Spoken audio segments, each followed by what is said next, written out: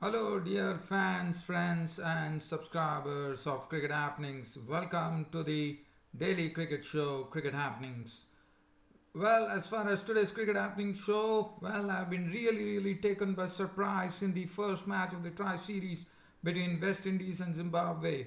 And one probably thought that Sri Lankans definitely had the edge, and West Indians, even though they were lacking all their big names, caused a big surprise today in the second match of the Tri Series when they defended a very modest total of 227 runs with three debutants who sparkled in their own manner. And in fact, the thing that to really note was that even though West Indies were actually defending a very modest target of only 227 runs, they won the match against the Lankans by 62 runs. So that really says that this West Indian side, sans the big names, is definitely packing a bit of talent in it. And I think that is going to really make this Tri Series very interesting. No doubt about it. So to me, as I said, I actually tweeted that Sri Lankans have the edge, but I was proved totally wrong. But I'm still happy for that, and I had to eat my words today. So West Indies, well done. With such a team which did not boast of any big names, and one player, as I said, Charles, being the most experienced with 44 ODIs, they have actually dumped Lanka by 62 runs, and that too defending a very modest total of 227. So that is something that we'll be having a serious look at. And as far as other cricket is concerned, right now, while I'm talking to you, I can definitely say that the match is still delayed by rain. We are talking about the first test match of the series, which is right now. As you know, this is the first test match which is being played. The first test match between New Zealand and as Pakistan, as you know, they are touring New Zealand, as you all know. And this match is played at the Hagley Oval in Christchurch. And when we remember, the Christchurch had an earthquake recently, but definitely the match is on. But rain has been falling in a continuous manner, preventing the day's play. In fact, till now, the match has not even started, New Zealand versus Pakistan. So, if at all time permits, I will have a quick look at the New Zealand versus Pakistan series as to how it's going to pan out.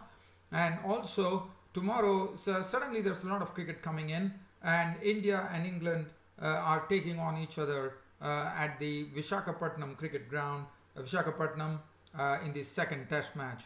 So that should also be a very interesting affair. So first, let me head towards the second match of the Tri Series between Sri Lanka and the West Indies. And this was a toss which was actually won by Sri Lanka, and probably Sri Lanka actually going by what happened yesterday, the previous day against Zimbabwe, decided that there is some grass on the pitch and there is some bounce, and so they decided that they would insert the Windies first. And in doing so, the start was not good for the West Indies. They lost their most experienced batsman in this particular team with 44 ODIs, as it was Suranga Lakmal who actually nipped up the wicket of Charles for 2 of 8 balls. After that, Craig Brathwaite was dismissed in some unusual circumstances. Basically, he was trying, he actually plonked his bat, and the bat actually got stuck there, and the bat really bounced. So by the time was lost, and poor Brathwaite, who could be holding the innings for the West Indies here, was a goner. Run out brilliantly by Kulashekar, I thought. He ran him out for 14 with 1 boundary. Evan Lewis briefly showed glimpses of some good batting, with the company of Shai Hope. And let me also first by telling you that there were 3 debutants in this West Indies cricket team today. One was Shai Hope, and everyone delivered. Shai Hope was the one debutant. The second debutant was Ashley Nurse, the right-arm Barbadian off-spinner who took 3 wickets, and Roman Powell, such an exciting prospect. When I seen him in the CPL, the Caribbean Premier League, and Roman Powell really gave some impetus to this West Indian innings by cracking a very, I would say, very refreshing 44, where he started smacking sixes. So I'll be coming to that. So Evan Lewis was along with Shai Hope, and though both started slowly getting on with things, and at that time we definitely saw that there was definitely some bounce on the pitch, and there was some movement too. So basically Kulashekara and Lakmal were taking advantage of it. They were doing a good job, and then finally it was the spinner Patirana who break that stand, with Evan Lewis making 27 of 50 deliveries, 1-4. And after that we saw another partnership develop. This time it was, and suddenly this West Indies innings was slowly getting a bit of a stabilization with the batsman Jonathan Carter coming in and joined Shai Hope. Shai Hope was really digging himself in. He knew that he had a job to play. Someone had to stay there at the crease, and that was very well done by Shai Hope. And he was given company with Jonathan Carter, who played some very nice strokes in his knock, and this partnership blossomed a bit, I would say, because it added another 53 runs for the fourth wicket as the score went on to 129, and that was the time Shai Hope's wicket was taken. Shai Hope, after contributing 47 of 81 balls with 4 fours and 1 6, fell a victim to the bowling of Achala Gunaratne for 47. After that entered that exciting debutant Roman Powell. And Shai Hope was also making his debut, so he definitely missed his maiden 50 there, but he did a good job, I thought. And then Roman Powell entered the scene, and Jonathan Carter was also playing aggressively, and then there was some real entertainment for the crowd, because this was a very good entertaining partnership. Look at that, when Shai Hope departed, the score read 129 for 4, and after that we saw some real impetus into the innings. If you look at that 129 in the 35th over, basically West Indies were trying to stabilize, but after that what happened, there was a real explosion, and that was definitely needed, and that came in the form of Jonathan Carter and Roman Powell. Roman Powell on his debut was very impressive.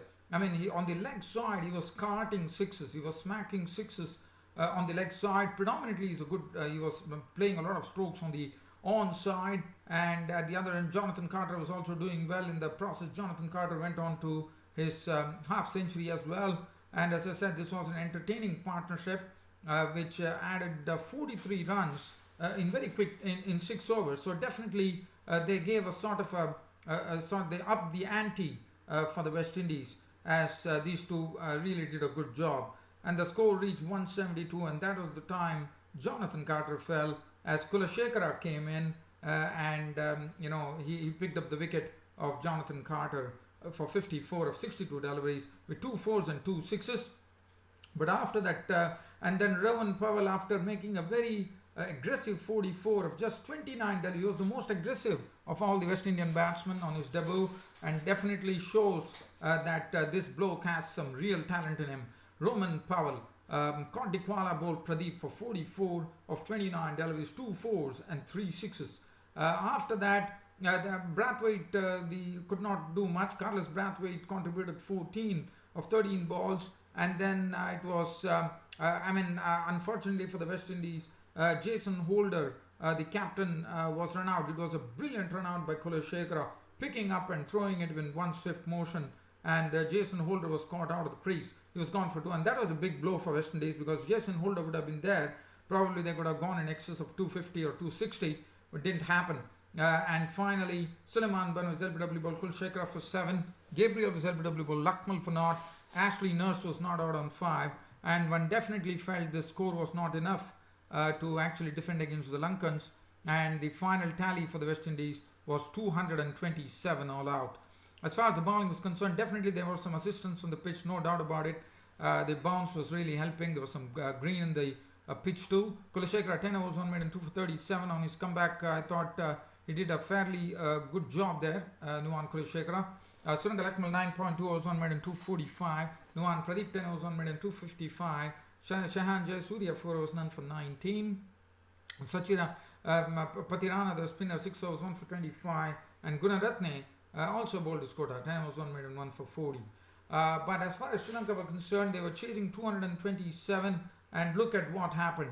I mean, one has to say that I told you that Shannon Gabriel is someone who is a very, very improved bowler. He's learning every match, and today also he showed some raw pace. And good thing for the West Indians was that because of the height that the bowlers were having, they were able to generate more bounce than the Sri Lankan bowlers, who are of average height, as you know. And it all happened with, it was Jason Holder, the West Indian captain, who started it all by first picking up the wicket, a very important wicket, that of Dhananjay De Silva, caught by Hope for 3 of 10 deliveries. And the next to go was a good run out by Johnson Charles, running out Kushal Pereira, a dangerous player, as you know, 4 of 11 balls with 1-4. He was gone, and then suddenly this Sri Lanka were in early trouble at 8 for 2, and then Kushal Mendes, who is really searching for form, one could say, fell a victim to Holder. Now Holder was bowling the right areas, and he was giving nothing away to the Sri Lankan batsman. Because of his height, he was able to generate some very, very good bounce, and he was really keeping the batsman quiet, and that led to some frustration strokes on the batsman. So Holder did a fine job, and Mendes was gone. Cotners bowled Holder for 4, which made it 16 for 3, and then it was Niroshan Dikwala who was there in the centre, who was trying to just stay there at the crease, but then Shannon Gabriel picked up his wicket for 28 of 45. That was with 3 4s, which made it 51 for 4. And then we had 2 new batsmen at the crease, Upul Taranga and Gunaratne. But that was the time when the West Indies had their spin introduced into the mix. It was Ashley Nurse, as I said, he's a right arm off spinner from Barbados. So he came in and he started creating problems. He did a fine job. I mean, he bowled very well, and he picked up some important wickets. In fact, he picked up both the wickets of Upul Taranga and Gunaratne. First, he had Upul Taranga spooning a catch back to him, so he was gone. So that was the maiden wicket for Ashley Nurse, the run-arm offie. Upul Taranga was gone for 12, and then Gunaratne was LBW bowled Nurse for 18 of 25 balls, 2 4s. That made it 79 for 6, and the Sri Lankans were reduced to nothing at that stage with 79 for 6. But still, there was some hope with Shahan Jayasuriya, the aggressive player, left in Padrana, and definitely they needed someone to stand there, because the overs were, it was only the halfway mark, and the Sri Lankans were 79 for 6. And definitely one thought that Shahan Jayasuriya along with the Sachin Patirana did a good job. Both of them chiseled together a partnership. They really took their time, but at the same time they also kept the runs coming, which was good. 60 runs were added for this partnership in 10 overs. So definitely a lot of stability was brought to this particular Sri Lankan innings by these 2 batsmen as they went about their work in a really workmanlike manner, as the score moved on to 139. And that was the time it was once again Nurse coming in and breaking this very useful partnership at 139, when he got rid of Patirana for 45 of 40 deliveries with 5 4s and 2 6s. After that, Shahan Jayasuriya was the only recognized batsman left. He had Kulashekara for company, and Kulashekara, we know, he's a very good all-rounder too. But Jayasuriya succumbed to the bowling of Carlos Brathwaite as Powell took the catch, and Jayasuriya, after making 31 of 59 balls, the 2 4s was gone.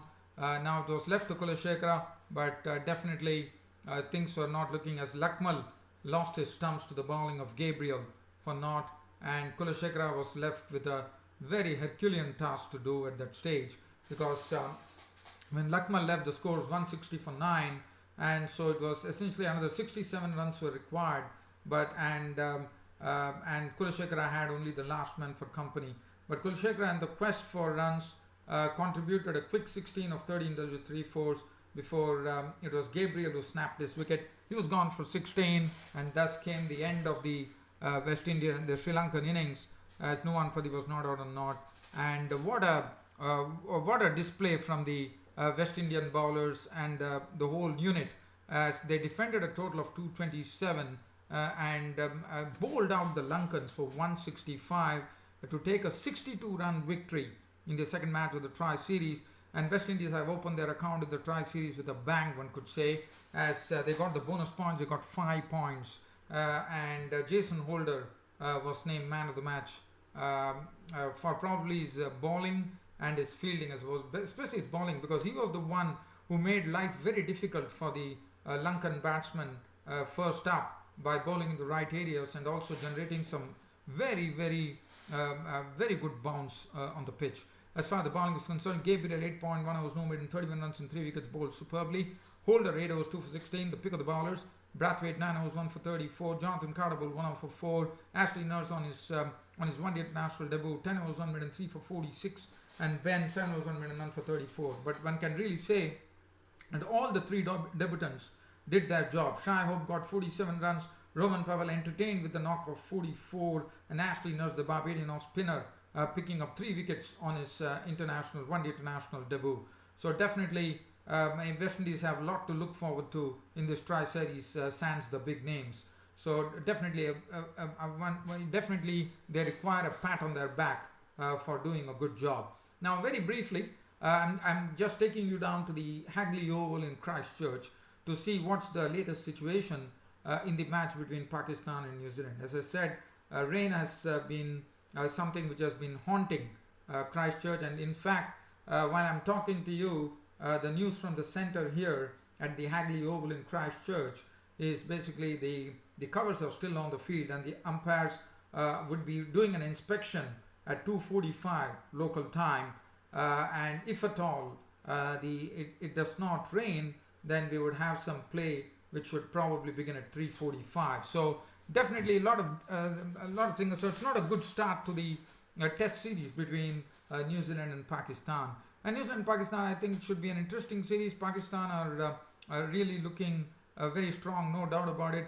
But New Zealand are also not far behind. They are playing on their home turf, and one knows that we are going to have a meaty series here as far as New Zealand and Pakistan are concerned. And hope we have some play on the first day of the first test match of the series between Pakistan and New Zealand shortly.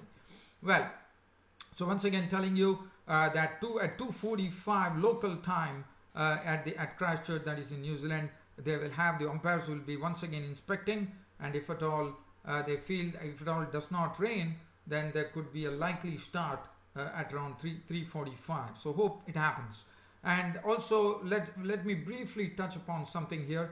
Tomorrow India take on England in the second test match of the series, and as you know, India definitely got a bit of a scare in the first test match when the Indian captain Virat Kohli, with the help of Ashwin and Jadeja, managed to draw the match. So India, one change which has been already spoken about yesterday, Gautam Gambhir will be definitely dropped, and KL Rahul is back. So KL Rahul takes his plan. KL Rahul, we know what a wonderful player he is, and I think it is going to strengthen India, because I feel that this bloke Rahul can actually play in any climb. He has made a century in Australia, as you would all know.